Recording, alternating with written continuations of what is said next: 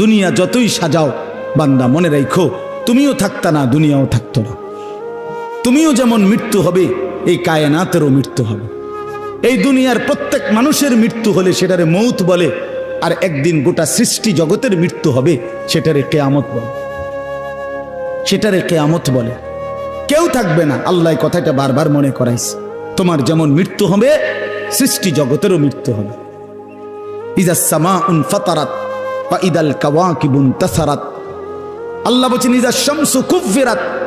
আল্লাহ তাআলা এভাবে বারবার বলছে ইজাস সামাউন শাক্কাত, আসমান ভেঙে যাবে, চূর্ণ বিচূর্ণ হয়ে যাবে, তারকারাজি খসে খসে পড়বে, সূর্য চন্দ্র আলোহীন হয়ে পড়বে। আল্লাহ তাআলা বলেন ইদা রাজ্জাতিল আরদু রাজ্জা, জমিন পাউডারের মতো রেজা রেজা পাউডার হয়ে যাবে। আল্লাহ তাআলা বলছে পাহাড়গুলো তুলার মতো ধুলির মতো উঠতে থাকবে। আল্লাহ বলছে বান্দা একদিন আমি গোটা কায়নাত আমি শেষ করে দেব, আমার সংসার আমি গুছায় ফেলবো, আমার এই কায়নাত আমি আল্লাহ তাআলা ইসরাফিলের সিঙ্গার ফু দিলে আমি আল্লাহ তাআলা গুটিয়ে ফেলবো। এই কথাটাই আপনাদের সামনে এখানে আমি শুনাইতে চাই, এই অল্প একটু শুনে।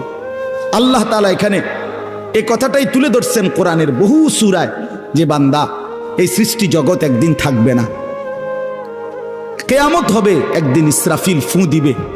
ইসরাফিল যেদিন ফু দিবে, কোরআনে এই বর্ণনাটা দুই ভাবে আছে। একটা হলো ইসরাফিল প্রথমবার ফু দিবে, আরেকটা হলো ইসরাফিল দ্বিতীয়বার ফু দিবে। ইসরাফিল মোট দুইবার ফু দিবে। প্রথমবার ফু দিলে জমিনের মধ্যে ভূমিকম্প শুরু হবে। আল্লাহ বলেন এই ভূমিকম্পটা গোটা পৃথিবী একসাথে, আমার সৃষ্টি পুরাটা একসাথে নড়বে।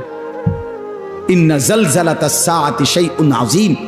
আল্লাহ বলেন বান্দা দুনিয়ায় বহু ভূমিকম্প তুমি দেখছো, তবে মনে রেখো কিয়ামতের ভূমিকম্প, ইসরাফিল ফু দিলে প্রথম যেই ভূমিকম্প হবে, কিয়ামত সংঘটিত হওয়ার জন্য, গোটা সৃষ্টিটা ভেঙ্গে চুরে যাওয়ার জন্য, সেটা হবে বড়ই ভয়ানক। সেটা বড়ই ভয়ানক।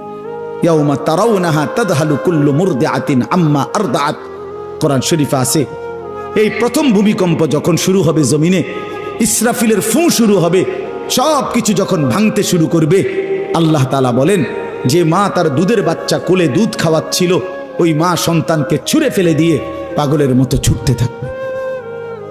ওয়াতাদাউ কুল্লু যাতি হামলিন হামলাহা, যে মায়ের পেটের বাচ্চা 10 মাস পূর্ণ হয়ে গেছে, এই আর ঘন্টা 2-4 ঘন্টা পরে বাচ্চাটা প্রসব হবে। আল্লাহর কসম, আল্লাহ কোরআনে বলছে সেই গর্ভধারিণী মা 10 মাস যে তার সন্তানকে গর্ভে লালন করেছে, ইসরাফিলের ফু দিলে জমিনের কম্পন যখন শুরু হবে, ভূমিকম্প, তখন এই গর্ভধারিণী মা এভাবে